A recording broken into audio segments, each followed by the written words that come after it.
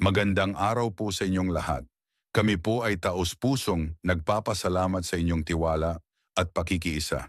Naway patuloy ninyong suportahan ang kasalukuyang pamunuan upang maipagpatuloy natin ang mga nasimulang programa tungo sa mas maayos, ligtas at progresibong komunidad.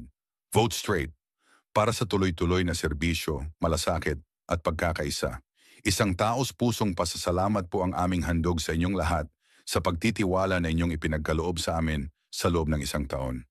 Taas no naming ipinapaabot sa inyo ang ulat ng mga nagawa at naipatupad sa loob ng aming panunungkulan upang maipagpatuloy ang mga nasimulan at mapanatili ang maayos at epektibong pamamalakad ng ating asosasyon.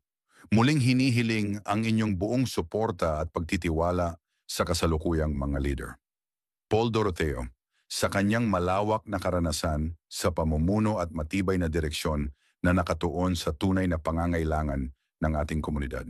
Dindo Estuista, sa bukal sa loob na pagbibigay ng oras at serbisyo para sa mga gawaing gaya ng declogging, trimming of trees, dredging at pagsasaayos ng parking. Nais naming ipagpatuloy ito bilang isang regular na programa.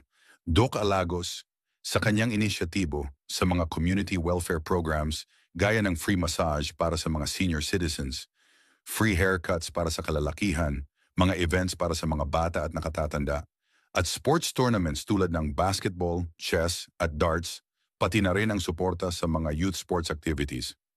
Aldrin Abelo, inyong lingkod, sa pagbibigay ng oras at kaalaman upang gawing moderno at computerized ang mga proseso ng ating asosasyon.